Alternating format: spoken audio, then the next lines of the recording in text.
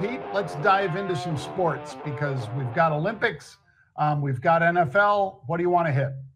Why don't we hit the NFL? And this is something I just wanted to hit with you, John, that I thought would be kind of fun. We could do this probably a couple of times as we get a little bit closer to the season starting. But I figured we could start with the East. We got the NFC and the AFC. We could start with the East. Who do you think is going to win in the AFC East? You've got Buffalo, Miami, you've got the Jets, you've got New England. I'm going to tell you right now, it's Buffalo. I think they're going to go about 12-5. I think with Josh Allen, they've got a kid named Keon Coleman that they took pretty high in the draft out of Florida State, a big, huge, aggressive receiver. They have one of the best defenses in all of football. I think for those reasons, that's why they beat out Miami, who has no defense at all. The Jets, who have a lot of health issues. We'll see how it goes with Aaron Rodgers this year. And then New England, they're just starting to piece it together, John. They've got Drake May, but he's a rookie quarterback who I think is good. I don't put him in the category of great, but time will tell. So we'll find out on that one. And then on the other side, on the NFC side, I'd go with the Dallas Cowboys. And here's why. They've got a great defense. It's very suffocating. You've got Micah Parsons, who's probably the closest thing we've seen, I would say, to some of the greatest outside linebackers. I'm not even going to put him in the category of number 56. I don't put him there. But he's probably as good as just about anybody. Then you've got Dak. You've got CeeDee Lamb. So you've got the defense. You've got the offensive side. Philly, the problem over there is you've got a quarterback that you decided to pay a bunch of money in Hurts, but he also throws a bunch of interceptions as well. That bothers me a little. Daniel Jones is not very good with the Giants. And then you look over at Washington, they're pretty much awful just about everywhere. I love the quarterback. I think he was the best quarterback in the entire draft, quite frankly, in Jaden Daniels from LSU. But he's surrounded by a really bad football team. So it'll take some time, and it'll get done, I think, but not this year. So I got Dallas and I got Buffalo as my two teams coming out of the East for the NFC and the AFC. Well, as you know, Pete, I was with Josh Allen at the Masters, and a nice kid, smart kid, aggressive, but not in a way that makes you uncomfortable. Aggressive in how he attacks, getting ready for games and all that. We got to speak about it a little bit, he and Flutie and I at the Masters. And they're both, by the way, Flutie makes all of us, anybody but a Navy SEAL, Flutie makes you not look aggressive, because that is one aggressive little guy. Yes. Sorry, I didn't mean little guy. He's when he stands on that Heisman, Pete, he's freaking. He's pretty tall. Yeah. And a nice man, does a lot for charity and all the rest. So I meant no disrespect, Doug. He's a big fan of the show, Pete.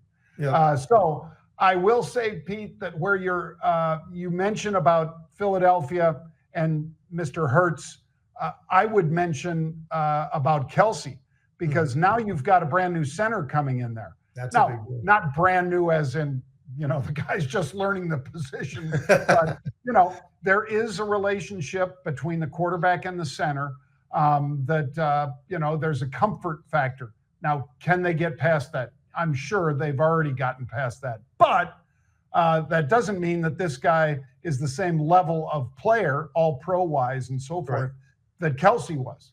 So that's another reason that I think you're right about Dallas. And I think you nailed it with that Florida receiver, Pete. That kid is a beast. Yeah. And that's exactly what Josh needed, because that'll open it up even more for him running, Pete. And we both know, that everybody gets nervous when he runs, but that's a big dude running downhill when Josh Allen's running. So I think. I was just going to say, when you say everybody's nervous, the linebackers are nervous. He's bigger than every linebacker in the NFL. I mean, these guys are small now, John. So he's not as worried as he probably would have been 20 years ago had he been playing in the NFL when linebackers were still 6'3", 245, 250. Now these guys are all like 6'1", 6'2", about 220. He's bigger than all of them. So they're a little worried when he's coming down the field. That's why when they need that extra few yards, that kid just stretches out. And he'll take the hits too, which is what his coach doesn't want him to do. Right. All right, moving on to the Olympics, John. How about this? I'm curious. I think we're on the same page, but if we're not, it's fine. But with the Olympics and all these strange sports that they've added over the last probably 20 years or more, but they've been adding every year and there's something, and it just doesn't feel like Olympics. But outside of that, my curiosity for you is this. Of all the different sports that are in the Olympics, and some of them have been there forever, as we know, but is there something that stands out? Because when I look at basketball, I used to love it. But you know what? When they brought in the dream team and all these professionals, for me personally, it's just different. I mean, I always view the Olympics as amateur athletics, and it's really cool. And these guys that you maybe never heard of and all those kind of things. But that's no longer what it is, and that's fine. And the dream team is pretty cool, but I even get bored with them, John, to be honest with you. I mean, and we'll see. Maybe it'll get exciting. Maybe Sudan, maybe somebody puts them into the ropes for a little while and scares them a little bit. Who knows? I mean, we've seen it before the Olympics actually started. Then you got gymnastics. But for me, it's track and field. And you want to see the fastest people in the world. It's unbelievable to watch what these athletes can do, both male and female. It's scary how fast they are, how good they are. And oh, by the way, if anybody questions me on, is that the biggest part of the sports that go on in the Olympics, I can just tell you this. They run in front of 77,000 people. So I would clearly say the track and field is what really is the Summer Olympics. And it doesn't matter if you're a shot putter, a discus thrower, javelin like you were, John, high hurdles like I was. It is the greatest thing to watch these unbelievable athletes. So for me, I'm going to say track and field. I would rank them the same, Pete. I would say track and field number one. Mm-hmm. You already hit on it. There's nothing like seeing the 100 meter, the 200, the 4x100, all of that kind of stuff, men and women. I'm just glued to it. I would say gymnastics because of Simone Biles and her boyfriend or husband. I think it's husband, Pete. Husband is a Chicago Bear. Mm-hmm. And he got permission to go over there and root her on. I think that's pretty damn nice of the Bears organization. Yeah. And she is just ratings wherever she goes. Mm-hmm. So I'd say she has to be in there high. And way ahead of basketball for me would be swimming and volleyball, in particular, beach volleyball.